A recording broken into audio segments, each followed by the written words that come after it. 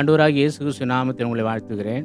தேவன் தம்முடைய ஒரே பேரான குமாரனை விசுவாசிக்கிறவன் எவனோ அவன் கெட்டு போகாமல் நித்திய ஜீவனை அடையும்படிக்கு அவரை தந்தருளி இவ்வளவாய் உலகத்தில் அன்பு கூர்ந்தார்.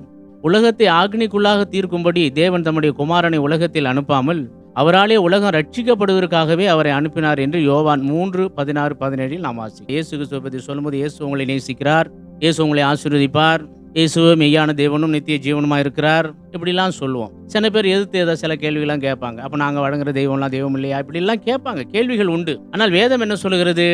தேவன் தம்முடைய ஒரே பேரான குமாரனை விசுவாசிக்கிறவன் எவனோ, நீ விசுவாசி, நீ விசுவாசித்தாதான் அவர் குமாரன் என்பது உனக்கு தெளிப்படும். அவரை விசுவாசிக்கும் பொழுதுதான் அவன் கெட்டு போகாமல் அவன் நித்திய ஜீவனை அடையும்படிக்கு ஆண்டவர் சொன்னார் இல்லையா, நானே வழி, நானே சத்தியம், நானே ஜீவன். அந்த ஜீவன் அவளுக்குள் இருக்கிறது. அதனாலதான் அவர் நித்திய ஜீவன் என்று அவரை குறித்து சொல்லுகிறார். நானே நித்திய ஜீவனும் மெய்யான தேவனுமாய் இருக்கிறேன் என்று வெளிப்படுத்தின விஷயத்தெல்லாம் வாசி. இந்த வார்த்தையின் கருப்பொருள் நித்திய ஜீவனை அடையும்படிக்கு அவரை தந்தருளி உலகத்தில் இவ்வளவாய் அன்பு கூர்ந்தார் என்று பார்க்கும். உலகத்தில் இருக்கிற எல்லா மக்களுக்காகவும் தன் ஜீவனை கொடுத்தார். அவருக்காக அவர் கொடுக்கலங்க, தன் ஜீவனையே நமக்காகத்தான் கொடுத்தார். ஆவிகளாய் நீங்கள் இருக்கையில் நம்மை பாவமர கலர வேண்டும் என்று நமக்காக தன் ஜீவனை கொடுத்தார். சிலுவையில் தொங்கும்போது கூட பிதாவே இவர்களை மன்னியும், இவர்கள் செய்வது இன்னதென்று அறியாமல் செய்கிறார்கள் அப்படி என்றுதான் அவர் பிதாவிடத்தில் வேண்டிக் கொண்டதை நாம் பார்க்கிறோம். அது மட்டுமல்லாமல் உலகத்தை அக்னிக்குள்ளாக தீர்க்கும்படி தேவன் தம்முடைய குமாரனை உலகத்தில் அனுப்பாமல் அவராலே உலகம் ரட்சிக்கப்படுவதற்காகவே அவரை அனுப்பினார் என்று பார்க்கிறோம். அவரால் உலக மக்கள் ரட்சிக்கப்பட வேண்டும். நான் இந்த ஜாதி, நான் அந்த ஜாதி என்று இந்த பூமியிலே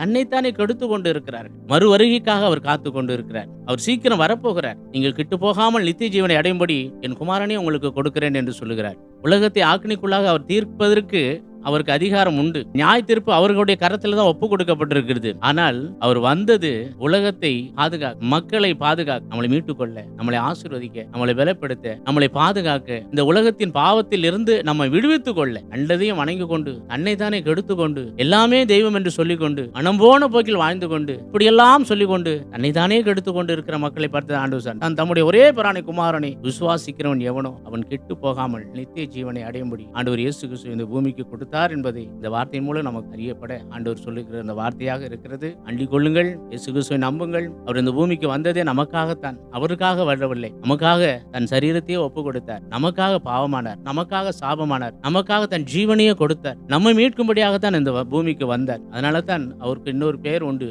மனுக்குலத்தை மீட்க வந்த தேவ குமாரனின் பிதாவாகிய தேவன் தன் சொந்த குமாரனையே நமக்காக கொடுத்து நாம் நித்திய ஜீவன் அடையும்படியாகவே அவரை கொடுத்தார். ஆண்டவர் இயேசு கிறிஸ்துவை நம்புவோம், ஏற்றுக்கொள்வோம், ஏற்றுக்கொண்டு நித்திய ஜீவனை பெற்றுக் கொள்வோம். இதுவே வேதத்தின் ரகசியம், இதுவே மெய், இதுவே மெய்யான தேவனுடைய வார்த்தை. ஆண்டவர் இயேசு கிறிஸ்து நாமத்தில் உங்களை வாழ்த்துகிறேன். ஆமென்.